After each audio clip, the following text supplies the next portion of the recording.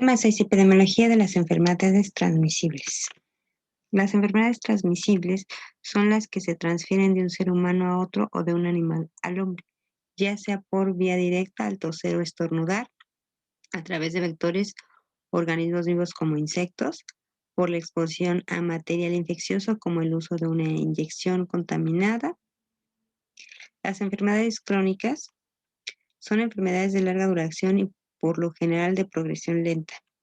Las enfermedades cardíacas, los infartos, el cáncer, las enfermedades respiratorias y la diabetes son las principales causas de mortalidad en el mundo, siendo responsables del 63% de las muertes. Cadena epidemiológica.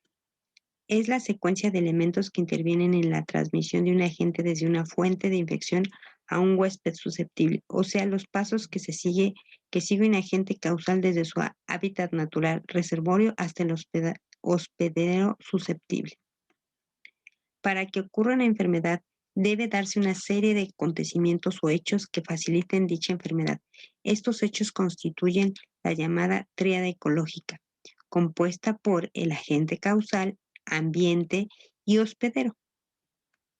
La cadena epidemiológica cuenta con una serie de eslabones más que constituyen el camino que sigue el agente causal de una determinada enfermedad hasta llegar al huésped susceptible. Agente, característica del agente, fuente de infección. Los elementos son el agente, característica del agente, fuente de infección, puerta de salida, mecanismo de transmisión, puerta de entrada y huésped. Todo esto es para que se obtenga o se tenga en una persona un contagio. Agente es aquel elemento que debe estar presente en una enfermedad para que ésta se desarrolle. Puede ser biológico, físico o químico.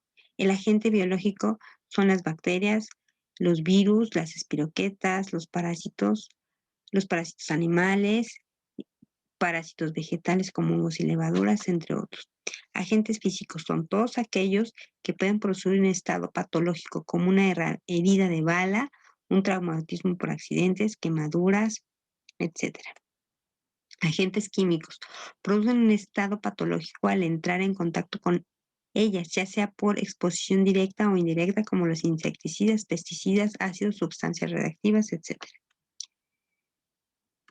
Características del agente pueden ser intrínsecas como el tamaño, la forma, la composición química, comportamientos en el huésped, contagiosidad, patogenicidad, virulencia, capacidad invasiva, antigenicidad, comportamientos frente al medio, resistencia, aptitud que presentan para su vehiculación, temperatura, humedad, etc.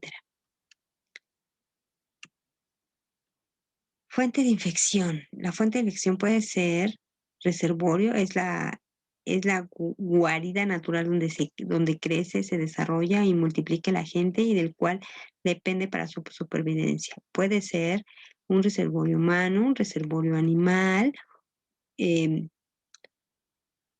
ambiente constituye una fuente, pero no un reservorio, porque es en él los agentes pueden multiplicarse. Puerta de salida. Es el mecanismo que utiliza el agente causal para salir de la fuente de infección. Esto puede ser aparato respiratorio, aparato digestivo, la piel, la placenta, el tracto genitourinario. Mecanismo de transmisión. La vía, la forma o medio que utilice el agente para llegar desde la puerta de salida del reservorio a la puerta de entrada del huésped, y puede ser de dos maneras. Transmisión directa. El agente infeccioso pasa de forma inmediata del reservorio infectado hasta la puerta de entrada del huésped susceptible. Esto ocurre a través de los besos, el contacto sexual, relaciones racionado por microgotas, productos de estornudos y tos. La transmisión directa también incluye exposición de tejido susceptible a agentes micóticos, esporas de bacterias u otros parásitos situados en el suelo o en la vegetación. Transmisión indirecta. El agente infeccioso utiliza un intermediario para llegar al huésped. Puede ser un vehículo, un vector o por el aire. La transmisión por vehículo ocurre por contacto indirecto a través del objetivo inami- inamina- inanimados, como fomites, tales como ropa de cama, juguetes o instrumentos quirúrgicos, así como alimentos contaminados, agua, agujas o agujas mal esterilizadas. El agente puede multiplicarse o desarrollarse dentro del vehículo o sobre él antes de ser introducido en el huésped. La transmisión por vectores puede ser de dos maneras. Mecánica. El agente infeccioso es transportado por un artrópodo o roedor hasta un huésped susceptible, de manera mecánica, al ensuciar sus patas o su proboscide, en cuyo caso la multiplicación del agente en el vector no se produce. Biológica. El agente necesita hacer un ciclo de vida asexual dentro del vector para ser infectado, o sea que se multiplica en el artrópodo antes de ser transmitido. Ejemplo, el Plasmodium para que el mosquito Anopheles albinus, transmisor de la fiebre amarilla. Transmisión indirecta puede ser por el aire. Polvos, por ejemplo, los polvos son partículas de distintos tamaños que resultan de la nueva suspensión de partículas que se han depositado sobre pisos, ropa de cama, así como partículas levantadas del suelo por el viento. Otros son los núcleos de gotitas. Son partículas muy pequeñas que representan el residuo de desechos de gotitas. Pueden formarse de distintas formas. Una es por la evaporación de gotitas que han sido desprendidas en el aire por tos o estornudos. Puerta de entrada. Es el lugar por donde va a penetrar el agente al huésped. Puede ser conjuntivas, aparato respiratorio, aparato digestivo, tracto genitourinario, heridas, morduras, etc. Huésped. El huésped susceptible es el individuo sano en el cual se puede desarrollar la enfermedad transmisible. Presenta las siguientes características: edad, raza, estado nutricional, condiciones de vida y de trabajo, susceptibilidad, resistencia, inmunidad. Profilaxis. Se conoce como profilaxis aquello que se lleva a cabo o se utiliza para prevenir la aparición de una enfermedad o el surgimiento de una infección. La medicina profiláctica en este sentido es la rama de la medicina que se orienta a la prevención. La profilaxis, por lo tanto, puede desarrollarse a partir de la actuación de un médico. El Estado debe trabajar en campañas de concientización para educar a la población y lograr que la gente actúe de manera responsable. Por ejemplo, para evitar la expansión de una epidemia de cólera, el gobierno debe pedir a la gente que hierva el agua antes de beberla, recomendarle la importancia de lavarse las manos, etc. Enfermedades transmisibles en nuestro medio. Comportamientos de las enfermedades transmisibles. En los últimos años, el problema de las enfermedades transmisibles se ha vuelto a recuperar parte de la importancia que tenía en la era de la preantibióticos.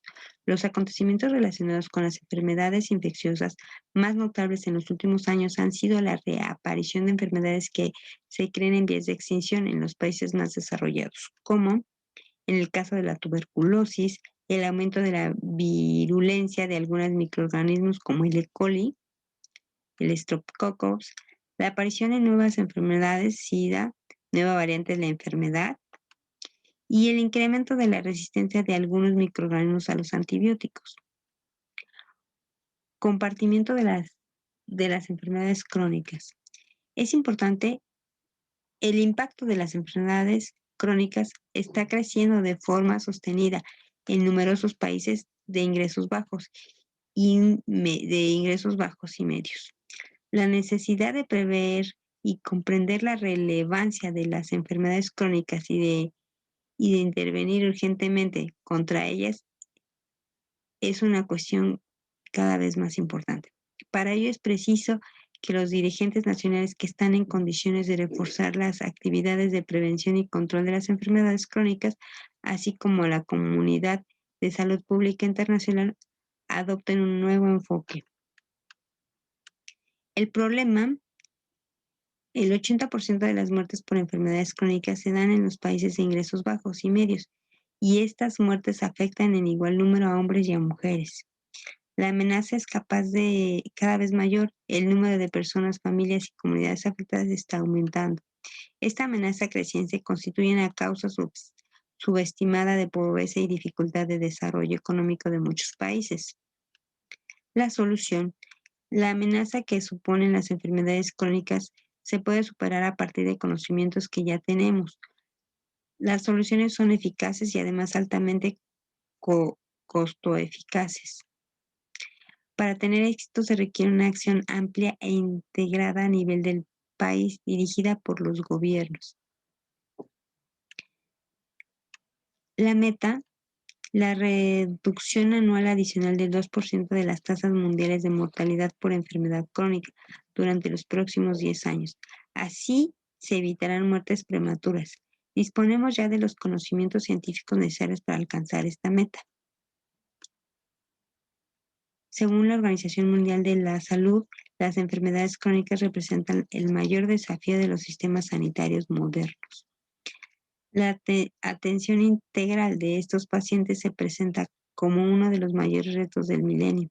Se calcula que el 80% de las consultas en atención primaria y el 60% de los ingresos hospitalarios se debe a enfermedades crónicas, generalmente hasta el 70% de los gastos sanitarios. De las primeras, el 40% se realizan en personas de edad avanzada, consumidores de mayores cuidados, continuidad y más recursos sociales. Hay que contestar el cuestionario 2, ¿sí? Con el documento que está aquí, que ya tienen. Resolver la actividad 2, que es ver estos 3 videos, contestar las preguntas. Y una vez que resuelvan esto, hay que guardarlo en formato PDF y subirlo a la plataforma de Brightspace para que tengan su evaluación de este día.